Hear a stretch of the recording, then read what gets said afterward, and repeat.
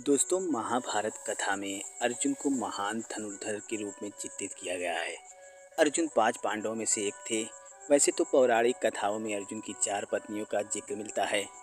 इनमें द्रौपदी, चित्रांगदा, सुभद्रा और उलूपी शामिल हैं। इनमें से उलूपी नाग कन्या थी। एक बार वह अर्जुन का वध करने के लिए गई तो उनसे मोहित हो गई। चलिए आपको बताते हैं अर्जुन और उलूपी की प्रेम कहानी। पौराणिक मान्यताओं के मुताबिक एक बार इंद्रप्रस्थ नगरी पर नागवंशी का कब्जा हो गया था। अर्जुन ने इंद्रप्रस्थ को नागों से छुड़ाने के लिए युद्ध छेड़ दिया। इस दौरान बड़ी संख्या में नागवंशी मारे गए। इस पर नागवंशी में अर्जुन के खिलाफ बदले की भावना आ गई।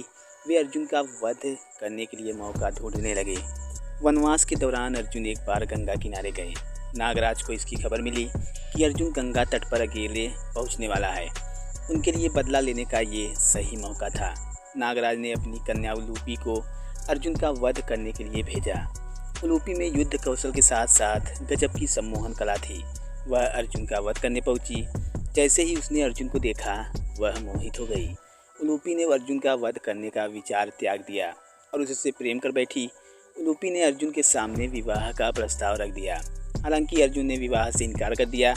तब उलूपी ने अपनी सम्मोहन शक्ति का इस्तेमाल किया और अर्जुन को अपने झांसे में लेकर बेहोश कर दिया। वह अर्जुन को लेकर नागलोक पहुंच गई।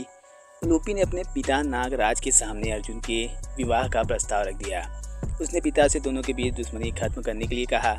उलूपी ने अपने पिता को बताया कि नागों और पांडवों के बीच शत्रुता गलतफहमी की वजह से है। अर्जुन सीधे तौर पर नागवंशी के दुश्मन नहीं हैं। अर्जुन भी अब तक उलूपी के सम्मोहन में गिर चुके थे।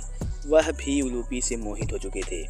अर्जुन के मन में भी उलूपी के साथ विवाह की इच्छा जागृत हो गई। नागराज की सहमति मिलने के बाद अर्जुन और उलूपी ने विवाह कर लिया।